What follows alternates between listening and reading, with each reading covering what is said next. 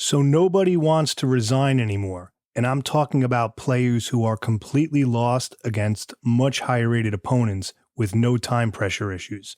What's that all about? We're going to talk about that, the Jobava variation of the London system, and more. That's coming up. Don't move.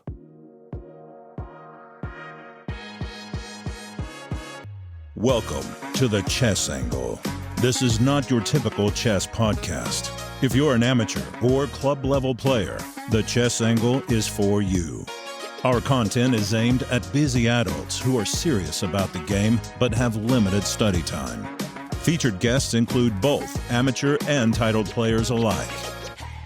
And now, here's your host, director of the Long Island Chess Club, Neal Bellon. Welcome, everyone. I hope you had a great Thanksgiving. I had a fantastic Thanksgiving. I had a great weekend, took off from the podcast, spent some time with family and friends. It was really good. I was at my mom's, actually, which is only 20 minutes from my house. It was really nice, small crowd, got a lot of leftovers, which was cool. That's the nice thing about moms, right? Even at my age, especially if they're a good cook, which she is. So it was really, really nice. And thank you for listening. You are awesome. If you're listening to this podcast, that means you're awesome. I really appreciate it. Appreciate the support and all of your emails. I did receive a number of emails about the podcast and how much people were enjoying it. I really, really do appreciate that. And when I hear those comments, I don't take that lightly. So it means a lot. And the best thing you can do for us now as far as support would be to leave us a 5-star review on Spotify or Apple Podcasts. If that's something you would consider doing, we would certainly appreciate it. Now, speaking of emails, I did receive one from a parent asking if the podcast is appropriate for her 13-year-old son who just got a smartphone. And the answer is yes, absolutely. This is a family-friendly podcast for all ages. The content and the language is appropriate. There's no swear words or inappropriate content. In my view, that would lower the integrity of the podcast, and you'll never see like an E for explicit or anything like that. Never. I usually don't speak in absolutes, but in this case I will. You're never going to see that. I mean, we have high school and middle school kids at the club who listen to the podcast on a regular basis. Even though we talk about how this is for quote unquote adult improvers, I use that term broadly. And I realize we have a wide demographic who listens as far as age. So I would want a 14-year-old to enjoy it as much as a 74-year-old or a 30-year-old, etc. And the same is true for our Facebook page, for example. I would want a parent to know that if his or her child has social media, they can go on that and it would be fine. I mean, I guess I always have my teacher hat on, because I do teach middle school. So it's nothing to worry about. I mean, the short answer is this podcast is basically rated somewhere between G and PG, probably closer to G. So, it's the royal game and it's accessible to everyone. So the short answer is yes, it's absolutely fine for your 13-year-old. And like I said, we have people listening, from that age, probably who are 80 years old and older. So it's a wide range, something for everybody. All right. And the reason I'm reading that email on the air is because if one parent asked it, there may be others who might have a similar question. So you're good to go. All right. Now let's get to the main content of this episode. I want to start with this. What's the deal with nobody resigning? Now, I've mentioned this before on the podcast, but I want to be a little more specific. I'm not talking about a 1,000 player versus a 1,000 player, for example. In that case, I get it. In fact, I agree, as some have said, that if your opponent is lower rated, say below 1,300 or something like that, then you shouldn't resign. Absolutely. Because the chance of a mistake is much greater. It might have been Levy Rosman, one of the YouTube guys, don't quote me on this, I think it was Levy, who had a video where he was saying if you're rated around 1,000 or if your opponent's rated around 1,000, you should never resign. I agree with that completely because the chance of a blunder is so great. But that's not what I'm talking about when I'm complaining about the non-resigners. I just want to give you the context. I'm not talking about, again, like two 800 players facing each other or two 1,000 players. I'm not talking about a situation where one player is in time pressure, right? Because then it's understandable that you won't resign in a lost position. And I'm not talking about a lost position where you might have some compensation. I'm talking about situations when a lower rated player is clearly lost against a higher rated opponent with no time pressure issues at all. This has been happening at the club, right? At the end of the night, there's that one game or those two games where the lower rated player will not resign, even though he's completely lost. And at that point, it's like, all right, some of us have to work the next day. I just want to close up the club. Now, understand, this is just going on in my head. I want people to play and enjoy themselves. I would never say anything because you have every right to continue playing until there's a result. Absolutely. This is just what's going on in my head. But the reason it's frustrating is because when I see this, if I'm being honest, I'm thinking like, what do you think is going to happen? Like they're sitting there scratching their head. Your opponent, who's rated 1,800, has a rook, a bishop, and 4 pawns. And you have a bishop and a pawn. Like, what do you think is going to happen? There's no time pressure. He's not going to blunder. He's not going to stalemate a piece. Like, what do you think is good? Like, I just don't get it. I mean, if I were playing someone like Tim or Nick Figueredo, like a 2,200 player, if I had that material, I would have resigned a while ago because they're not going to mess it up. Now, again, I'm not talking about a lower rated opponent or a beginner. I'm talking about those situations where there is clearly an advanced higher rated opponent and you just won't resign when you're totally crushed. Because, I mean, let's face it, even if you have that much material, it still may take a little bit of time to mate. But I just don't get in those situations why they're playing it out. I'm not saying that you should always resign. There are situations, again, where it makes sense to play on. If your higher rated opponent is in severe time pressure, then yes, play on. Or if you see some type of compensation or swindle, but I mean, if it's just a clearly straight ahead position where you're being crushed and you're down massive amounts of material and your opponent's rated like 500 points higher than you, like why play on? I just don't get it, but I'm seeing this a lot. And I guess there's a lot of content out there saying, don't resign, don't resign. Maybe it's a result of the internet and the popularity of blitz games, where, of course, in like a 5-0 game, you could be completely losing, but because of constant time pressure, you turn it around. I don't know. I don't get it, but this is a thing. And I do find it frustrating. But like I said, because my thought process is like, what are you hoping to do when you have almost no material? I don't know. Just don't get it. I know that was a little bit of a rant, but just wanted to throw that out there. The next thing I'm noticing, and I've spoken about this before, it seems like so many players only want to play offense. Nobody wants to defend. Now, again, I don't know if this is a result of all the content out there that seems to be promoting, attack, attacking play aggressive. I mean, at least that's the vibe I'm getting. It seems like a lot of content out there is geared towards attacking play more than positional play. Maybe that's wrong. That just seems to be my viewpoint. Maybe because I'm a positional player, I'm a little more attentive to that type of thing, or maybe I'm just seeing it differently. I don't know. It just seems like, attack, that's the big thing, but nobody wants to play defense. Nobody wants to just sort of avoid blunders, not give your opponent good squares for his pieces. Nick Figueredo spoke about this in the last episode about how a major factor in him achieving master was simply not blundering.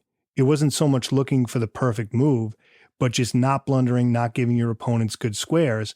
And very often when your opponent plays a quote unquote attacking move, simple, straightforward defense is often best. I mean, yeah, it's nice to find a counterattack or a tactical shot, but most positions aren't going to have that available. And then what happens is players try to apply tactics in a position that doesn't call for it, and they end up losing because they get a worse position.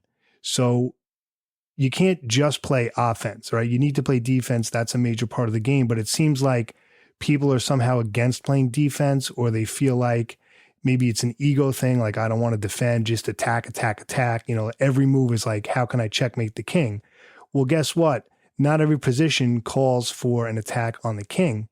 And you need to read the position rather than just doing what you feel like. But that's something I'm also seeing a lot at the club. I'm seeing people lose games when they had a simple defensive move, but they ignore it for an unsound attack. Very, very common. The other thing I've been seeing, and this is in my own games, are queen trade blunders. Very common. I won a number of games, about 2 or 3 games recently, simply because my opponent made a faulty queen trade. It was either a 1 question mark or 2 question mark blunder. And I'm seeing this. So why is that the case? Because I think for many amateurs, for many of us, trading queens is often the knee-jerk reaction when you don't know what to do, or you're in time pressure, or if your opponent is attacking, right? Let me trade queens. But you have to check it tactically, right? It may seem like the right move. Oh, let me trade queens and I'll relieve the pressure, but you have to look 2 or 3 moves ahead. I mean, in one game I played recently, my opponent was a little bit better. He had a passed pawn that was really annoying. I mean, I was defending it well enough, but it's funny because when he made this queen trade move, we both thought initially that it was winning for him, that it was good for him. So I'm saying, I think it was like if he plays queen c3, whatever it was, he offers a queen trade. I pretty much have to take, because otherwise he's going to get a huge advantage. But it's funny, I didn't see that it was a blunder until after he played it. Obviously that was true for him too.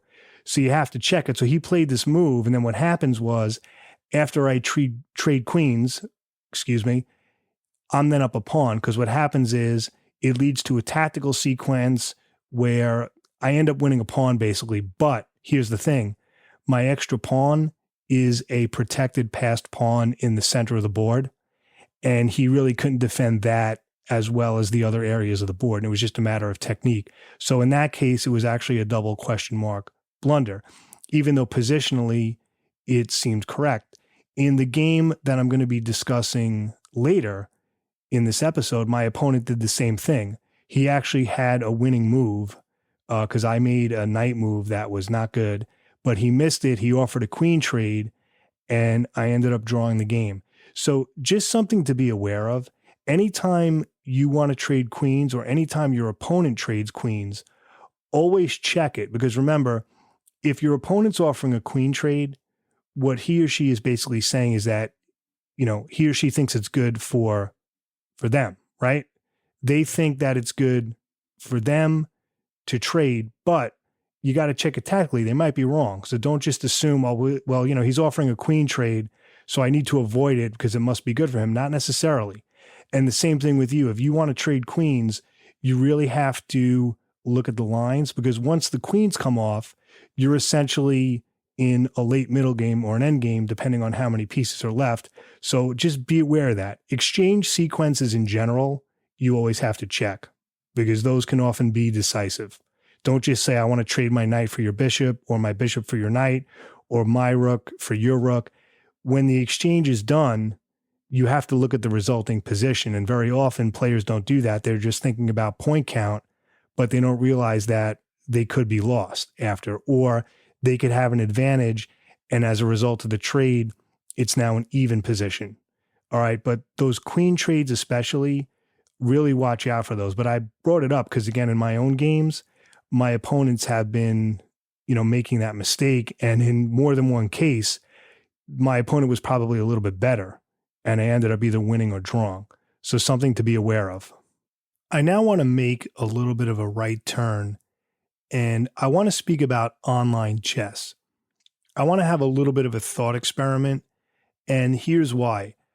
I personally, now this is just my opinion, okay? I don't like the way online chess, that is playing online, all right? I'm talking about playing, not instructional material, most of which is very good. But as far as the playing sites online, I feel like it's being legitimized a little too much. That is, the online ratings and online play and online results are being legitimized a little too much.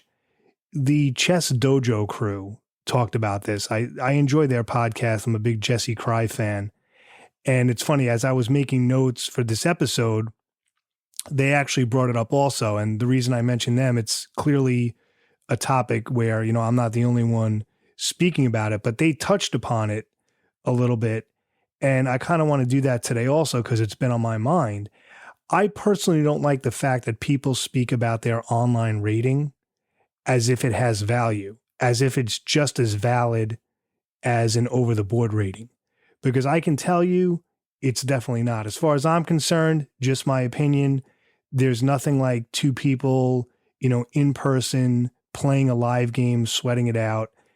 And it's just raw chess in its purest form. You cannot compare that to playing online.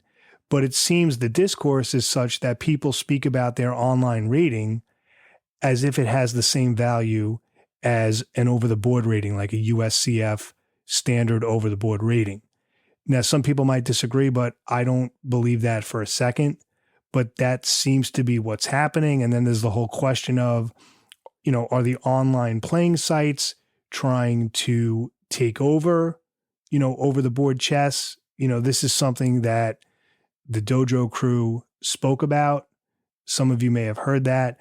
And, it's a topic that I had in my notes to discuss as well, because I do have some strong feelings, only because, as a tournament director, as someone who runs a live club, this is something for me to be concerned with and to think about. But now the truth is, to be fair, the pandemic and online chess has actually increased my club's attendance. I've spoken about that.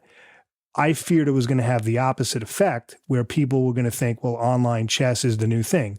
Kind of like in the workplace that, working remotely, working from home is kind of like mainstream now, or at least a hybrid thing. So I thought it was going to not destroy online chess, destroy in-person chess, that is, but I thought it was going to have a detrimental effect. I'm finding the opposite, and I think it's because people realize that online chess really is not the same as playing in person. It's really not real chess. It's a tool, and it doesn't quite go far enough. I'm not bashing online chess. I'm just saying it's just not the same. It's not comparable to playing in person. Just touching the pieces, seeing your opponent, using the clock. It's a totally different feel. It's a totally different experience. And what I think is happening is that people are playing online, but like I said, they realize it doesn't quite go far enough. And so they're going to the club. All right. And some players have expressed, that viewpoint, because there really is nothing like actually making the trip there, speaking in person. It's the whole culture and the whole social aspect of going to a club as well. You just don't get that with online chess. But the reason I'm bringing this up, it's interesting how the popularity and sort of the meaning of online chess and online ratings is kind of increasing in value. And I just wonder long-term what the effect will be for over-the-board chess. I guess that's what I'm getting at. Like, is this going to plant the seed for some major changes? I don't know. Like I said, it's an interesting thought experiment, but my main nitpick is I don't like the way that online chess ratings are being legitimized and the way that some players are speaking about their online rating as if it has the same value as an over-the-board rating.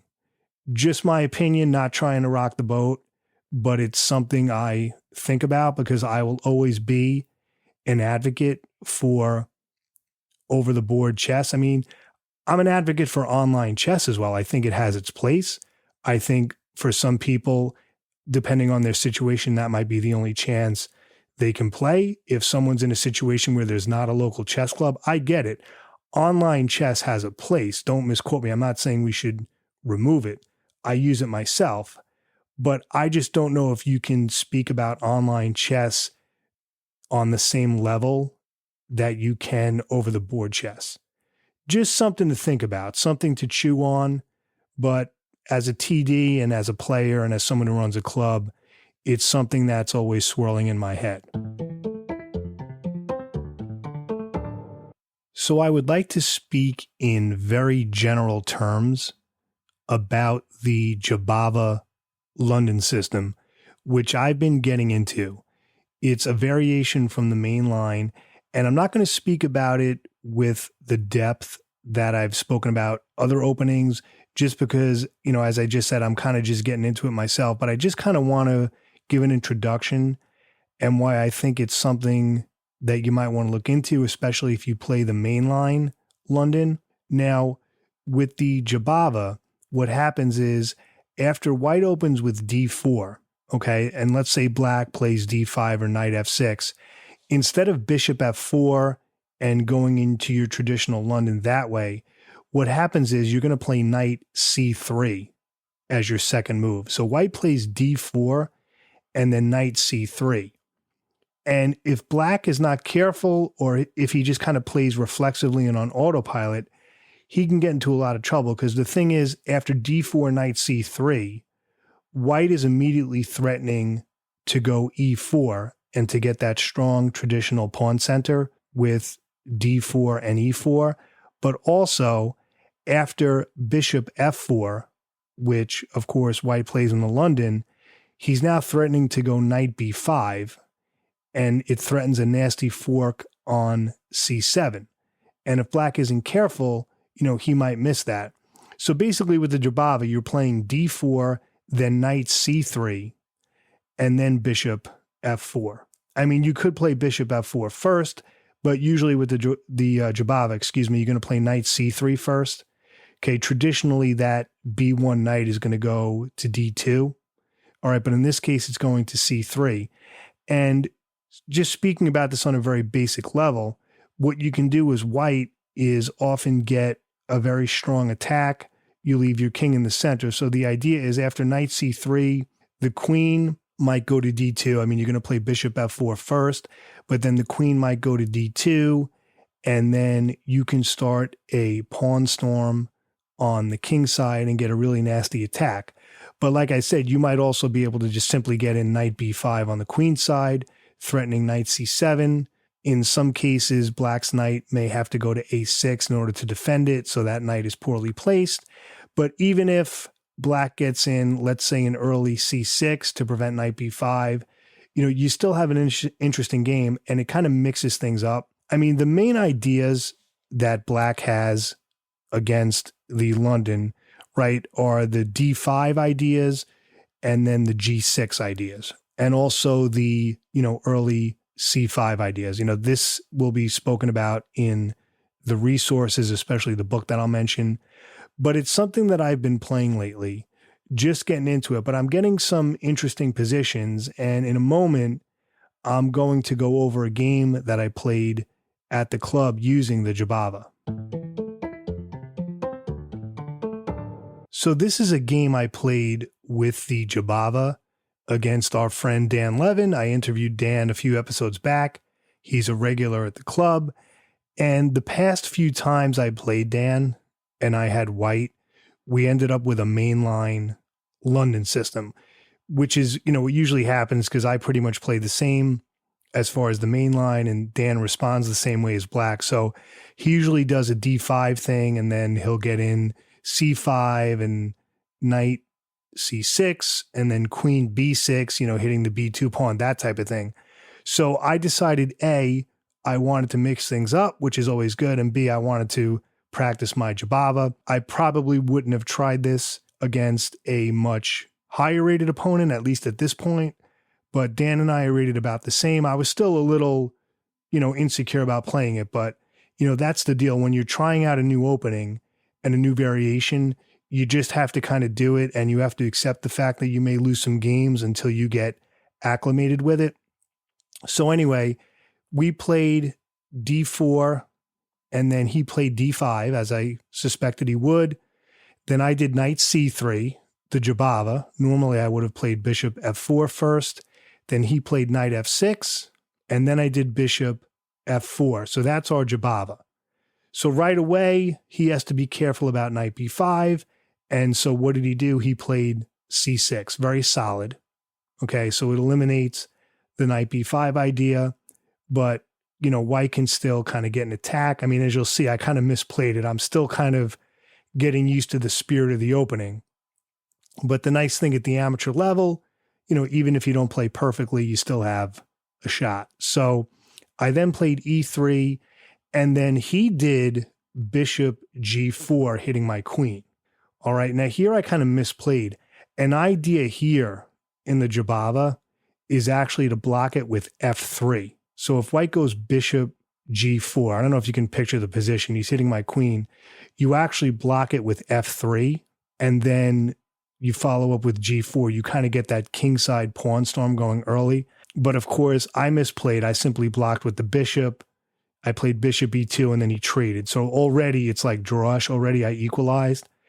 And that's not really how you play the Jobava. I should have hit him with f3, or I should have moved my queen up to d2, something like that. So by trading light squared bishops with the white pieces in the London, I'm already kind of giving up a lot of my attacking chances, because the light squared bishop is a major attacking piece in the London, especially in the Jobava. But I kind of misplayed it. It wasn't a mistake. I just kind of, he's already equal, which is fine. All right. But after that bishop g4, I should have done that f3 and then g4 idea. Okay. Like I said, I'm just kind of getting into it.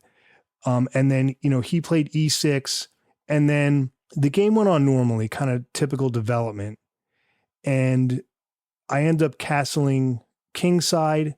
We put the rooks in the center, and then I popped a knight on e5, which is always good in the London. He traded. I took back with the pawn. Then he goes knight back to d7. Okay, we're just making some moves here. I don't want to get too bogged down with the actual position, because I know we're audio only. What happened was, I'm going to jump ahead a little bit. We're now in a middle game, and it's fairly even. I have a little bit of an advantage in the center because I have a strong pawn on e5. My king side pawns are a little advanced. An attack is possible, but he has a little initiative, I should say, on the queen side. All right, so, typical stuff. And then here I made a mistake. I don't know if it's a 2 question mark blunder, but at least a 1 question mark blunder.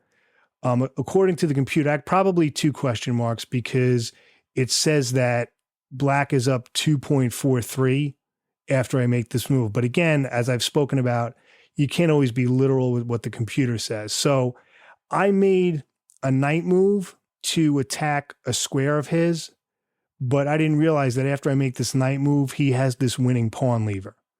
All right, and that's sort of the bane of being a positional player. We analyze the positional benefits of it, but we don't look at it tactically. And of course, about 20 seconds after I played this, I realized that he had this pawn lever. So I'm like, okay, just keep your poker face. And it turns out, okay, so I made this mistake. And then the mistake Dan made was the queen trade thing I spoke about earlier. He pushed his D pawn, which offered a queen trade. Now, my queen is pinned to my king, so I either have to move it or take. I ended up trading queens, but Dan missed this winning idea. So we trade queens. Then I trade pawns in the middle, but then I misplaced something because I see that his rook has a discovery on one of my pawns. One of the most missed moves, especially with rooks, is play along a rank. We're so concerned about playing along a file, but I made a bishop move, and then after he moves his pawn, he has an attack on one of his pawns with his rook. So I missed that there. So he's up a pawn, and we're in this end game. I have 2 rooks, a bishop, and a knight, and so does he. Okay, so it's kind of a rook and minor piece end game. He's up a pawn. Technically, he's winning according to the computer, or he's better. He's about, like 1.04 better. But I'm not too worried. I'm looking for a way to draw it. And then I found a good knight move here. And then we end up making some trades. And now we get into a little bit of time pressure. And then I ended up getting a little bit of an initiative. And then I ended up getting a passed pawn. But what happened was, in time pressure, we both kind of misplayed. And then we ended up with an ending where I actually had a rook and a bishop, and he had a rook, which as most of you probably know, that's not a forced win. That's actually a draw. Now, this is one of those situations like what I spoke about in the beginning of the podcast, how people will not resign. I played on for a while, hoping for a mistake. I went maybe like 10, 12 moves, but Dan was being careful. He wasn't putting his king on the same color as my bishop. And then I ended up offering a draw. See, I didn't not resign, like I was saying earlier, because I realized it wasn't a forced win. A little frustrating because, you're up a piece, but, as I said, rook and minor piece versus rook is not a forced win. And we had the 10-second delay. He was holding his own. So the game ended in a draw. But what were some of the themes? We spoke about the Jobava London system. We spoke about the F3 G4 idea with white that I should have played. We spoke about, improper queen trades. And just, at the amateur level, there's sometimes a luck factor. Like I had played that knight move. That was a mistake, but he missed the response.